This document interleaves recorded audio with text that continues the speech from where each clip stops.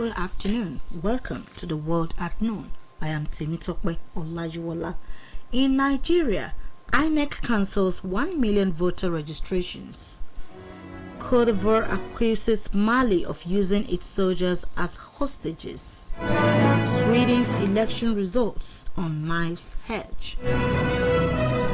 In Nigeria, the Independent National Electoral Commission INEC says many doubles, multiple and ineligible registration discovered in the continuous voter registration CVR held between January 1 and July 31 this year have been delisted from voter registration.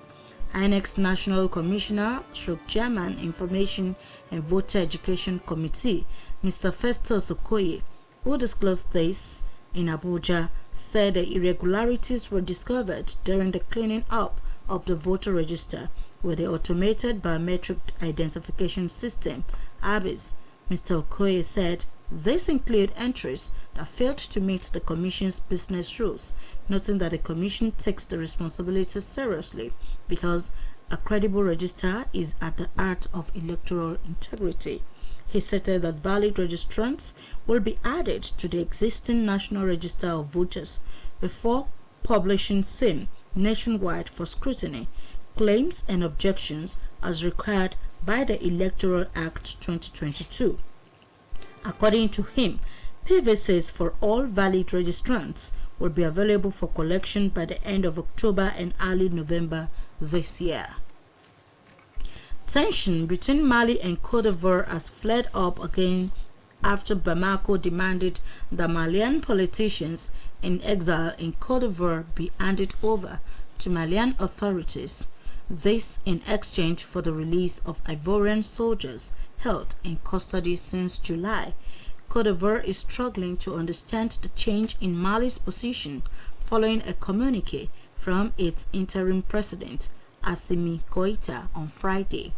He said that the release of the Ivorian soldiers would depend on the extradition of Malian politicians who are facing international arrest warrants issued by the country. The release over a week ago of 3 women soldiers from the Ivorian group was viewed as a sign that tension has eased, paving the way for a smooth exit of the crisis. However, after Goïta's official communique, sources close to Cote d'Ivoire President Alassane Ouattara told journalists that it's a hostage-taking situation and blackmail. Meanwhile, sanctions were imposed between January and July this year so that Bamako would commit to holding general elections, putting an end to the military rule.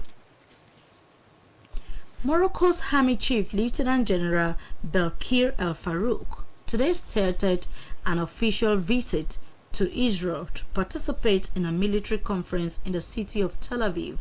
According to reports, El Farouk was offered an official reception ceremony upon his arrival and was welcomed by Israeli Army Chief Aviv Kochavi.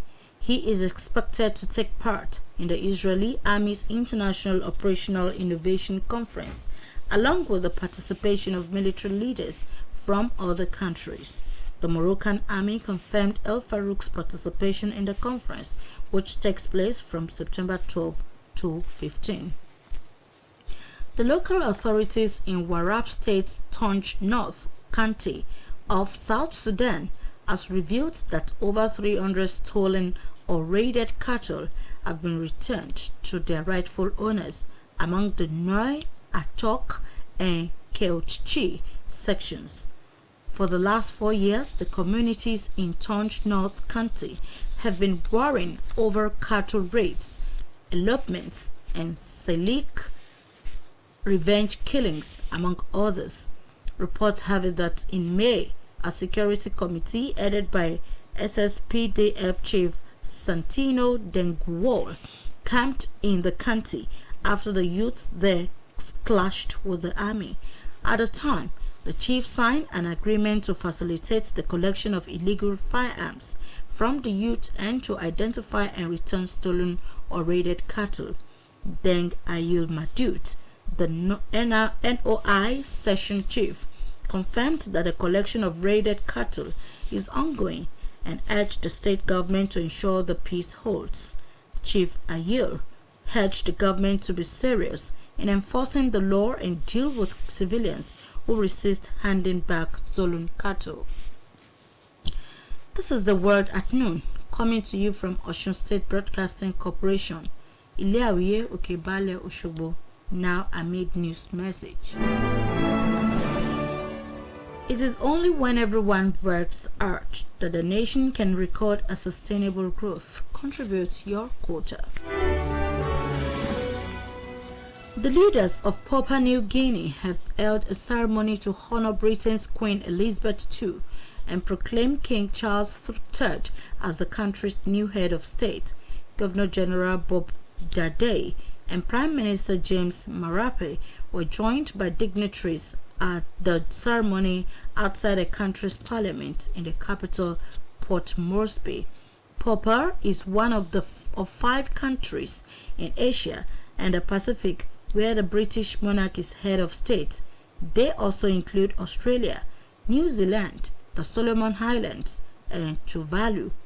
Mr. Marape said in a reflection of the life she lived, the exemplary performance of duties as the head of the state of Papua New Guinea, who needed to be acknowledged and witness the ascension of the throne of King Charles III.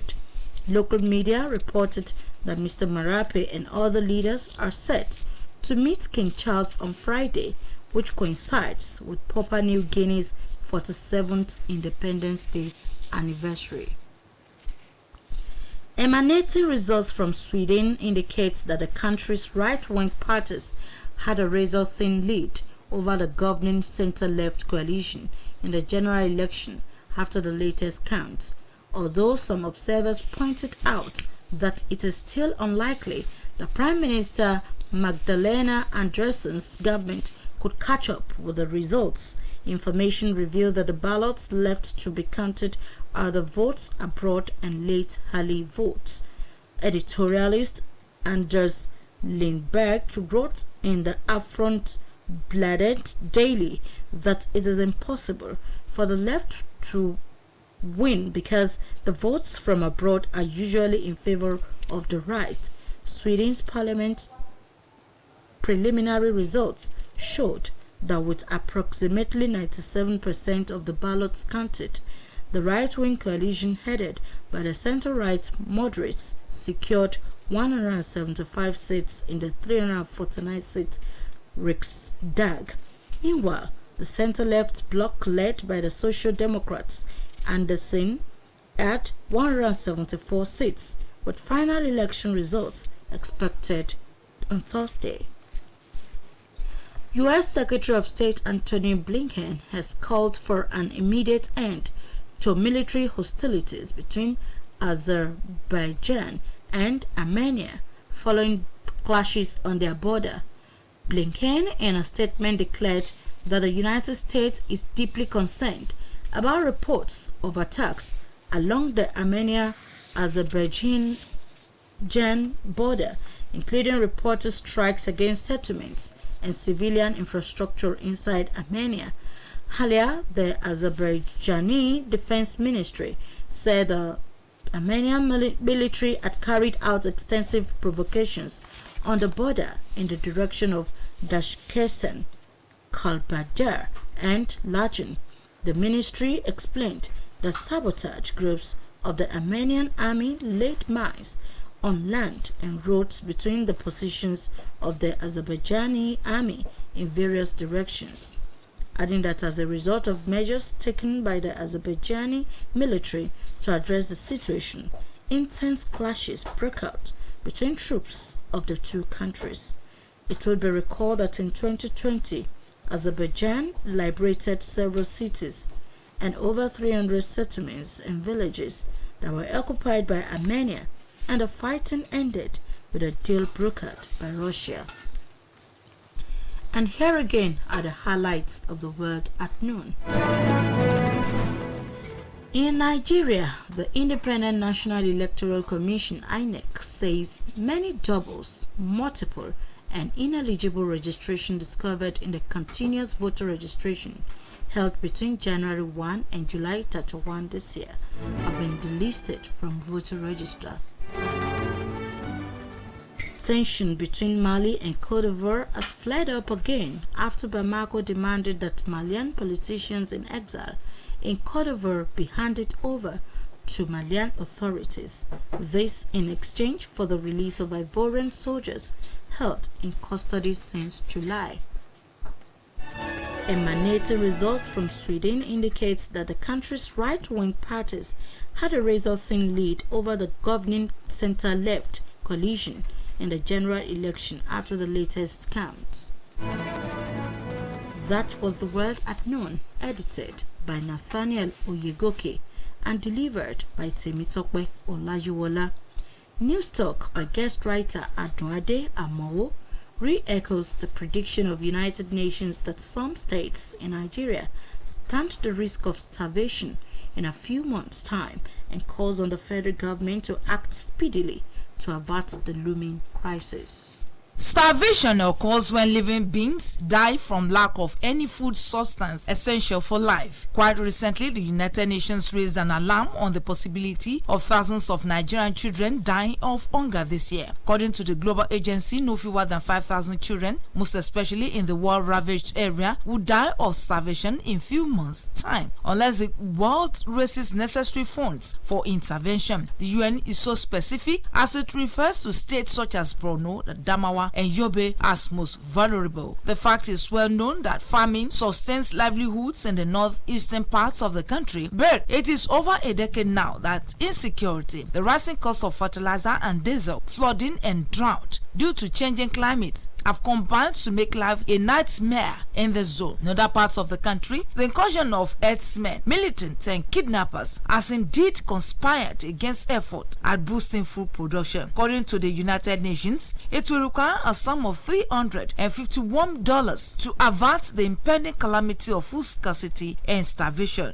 This is part of $1.1 billion needed as bailout from general looming food crisis. It is sad to say that this food insecurity will be felt painfully across the country, while the worst hit would be Yobe State. It is so pathetic that presently some people have started feeling the looming food calamities as the hope of 3 square meals is gradually fading into oblivion in many households. It is actually a tragedy that in the face of the staring statistics, issuing ceaseless warnings by local and foreign agencies to the country that Nigerians are gravitating and sliding into the abyss of hunger, the government has continued to give itself a pat on the back, pretending that all is well. For years now, despite the bravery and courage of the valiant officers and men of the Nigerian army, terrorists have captured and retained control of vast swatches of Nigerian territory, making life nasty, brutish, and short for law-abiding citizens. It is evidently clear that if the government is not in control of the situation, most especially in the northeastern parts of the country, then it is a simple deductive logic that it cannot give people of the zone, the majority of whom are farmers, any guarantee of safety on the farms. Newstalk observes with dismay